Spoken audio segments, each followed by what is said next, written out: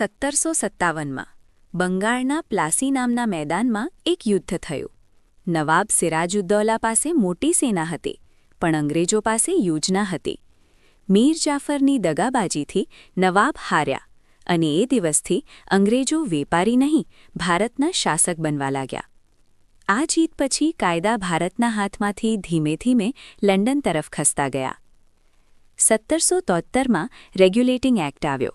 અંગ્રેજ સરકારે East India company પર નિયંત્રણ મૂક્યું અને બંગાળમાં વોરન હેસ્ટિંગ્સને ગવર્નર જનરલ બનાવવામાં આવ્યો. અને કલકત્તામાં સર્વોચ્ચ ન્યાયાલય શરૂ થયું, જેના પ્રથમ ન્યાયાધીશ તરીકે સર એલિસા એમ્પે હતા. અંગ્રેજોને સમજાઈ ગયું, ભારત ફક્ત કમાણી કરવા નહીં, સાથ ભોગવવાનું સ્થળ છે. 1784માં પિટ્સ ઇન્ડિયા એક્ટ આવ્યો. હવે કંપની શાસન દૂર થયું અને બ્રિટિશ સરકાર સાચી માલિક બની. ભારતના રાજકીય નિર્ણયો સીધા ઇંગ્લેન્ડથી થવા લાગ્યા.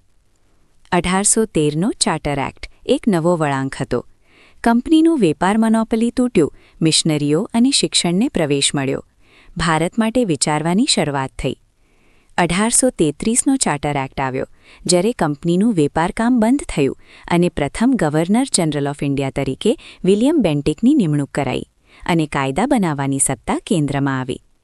1853ના ચાર્ટર એક્ટથી વિધાનસભામાં ચર્ચાઓ શરૂ થઈ અને સ્પર્ધાત્મક પરીક્ષાની વાત ઉઠી. પણ અંગ્રેજો ભૂલી ગયા હતા, ભારત હવે ચૂપ રહેવાનો નહોતો. 1857 એક બળવો ફાટી નીકળ્યો. આ માત્ર સૈનિકોનો નહીં, સમગ્ર દેશનો ગુસ્સો હતો. અંગ્રેજો ડરી ગયા અને 1858માં ગવર્નમેન્ટ ઓફ ઇન્ડિયા એક્ટ આવ્યો. ઈસ્ટ ઇન્ડિયા કંપનીનો અંત થયો અને ભારત સીધું બ્રિટિશ રાજ હેઠળ આવ્યું અને પ્રથમ વાઇસરોય તરીકે લોર્ડ કેનિંગની વરણી થઈ. હવે શાસન ખુલ્લેઆમ હતું. 1909માં મોર્લે મિન્ટો રિફોર્મ્સ આવ્યા. ભારતીયોને ધારાસભામાં જગ્યા મળી, પણ સાથે મુસ્લિમોને અલગ મતદાર મંડળ દ્વારા ફૂટની રાજનીતિ શરૂ થઈ.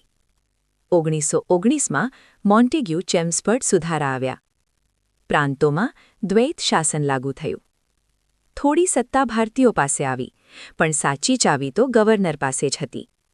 અંગ્રેજોએ સત્તા આપી, પણ અધૂરી. 1935નો ગવર્નમેન્ટ ઓફ ઇન્ડિયા એક્ટ સૌથી મોટો કાયદો હતો. ફેડરલ વ્યવસ્થા, પ્રાંતીય સ્વાયત્તતા અને આજના બંધારણની ઘણી કલમોનું મૂળ. પણ હજી પણ ભારત સ્વતંત્ર નહોતું.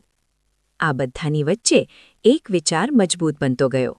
1895માં ભારતીયોએ પોતાનો કોન્સ્ટિટ્યુશન બિલ લખવાનો પ્રયાસ કર્યો હતો.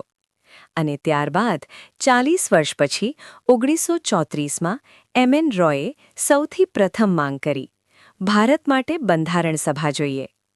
1946માં બંધારણ સભા રચાઈ.